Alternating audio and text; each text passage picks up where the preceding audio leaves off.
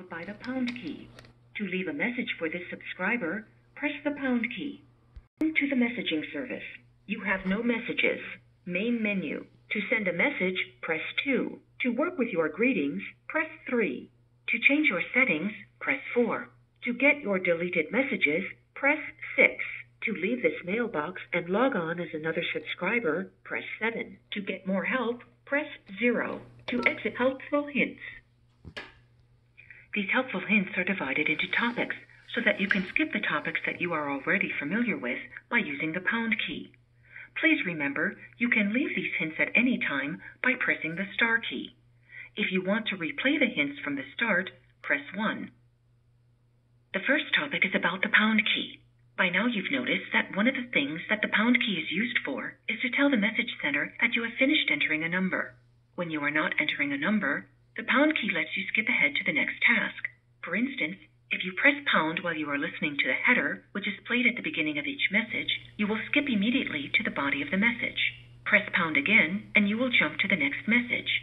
After you have used the message center for a while, you will probably get a little tired of having to wait for me to finish speaking so that you can perform a certain task.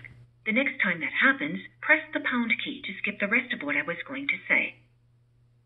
The next topic is about the star key. The star key is used to skip back a section. Note that it does not skip back to the last action, rather to the previous section. For example, when entering a telephone number or PIN, pressing star cancels the input and prompts you to start again.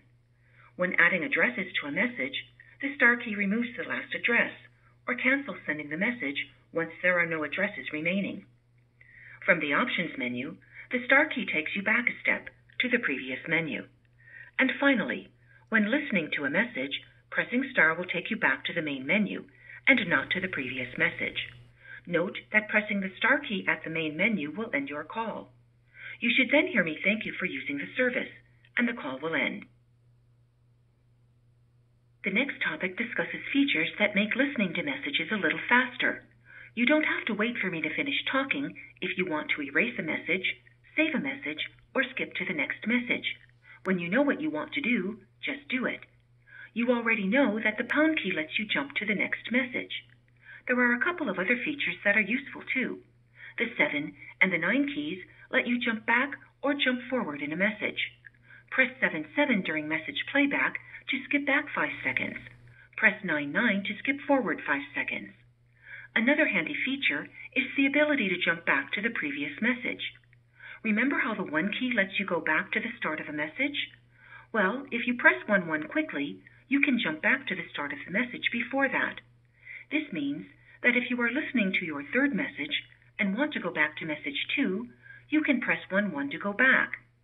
The autoplay option allows you to go directly to listening to your messages as soon as you access your mailbox, instead of being provided an options menu and then having to select from the menu. This option can be found in the mailbox settings menu. The next topic is about voice message playback volume. You can increase the volume that a voice message is played at by pressing the 6 key while the message is playing. Each time you press the 6 key, the volume is increased a little. The next topic is about voice message playback speed. You can decrease the speed that a voice message is played at by pressing the 7 key while the message is playing, or you can increase the speed by pressing the 9 key. The next topic is about replying, forwarding, and sending messages. Voicemail lets subscribers do things with messages that an answering machine cannot. In some ways, it acts like email for the telephone. On your telephone keypad, the 4 key is for reply and the 5 key is for forward. You can also press 2 from the main menu to send a message. Let's start with the 2 key from the main menu. If you press 2, you can record a new message and send it on to another subscriber's mailbox. The next time they check voicemail, they will hear your message. It's handy when you need to send someone a message but don't want to disturb them by ringing their phone. Another nice thing about sending messages this way is that when you get a message like this, you can press 4 to reply back to it. Another subscriber could press 2 to send you a message, and you could press 4 to record a message that will be sent right back to them. You don't even need to enter their phone number.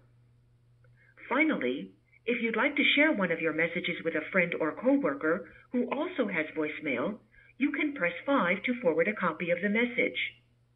When you press 5, I'll ask you for the phone number of the subscriber that you'd like to send it to, and then I'll let you record an introduction to it.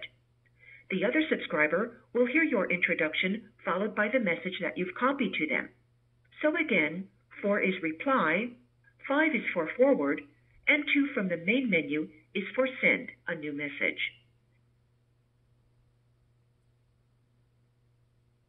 Helpful hints. These helpful hints are divided into topics so that you can skip the topics that you are already familiar with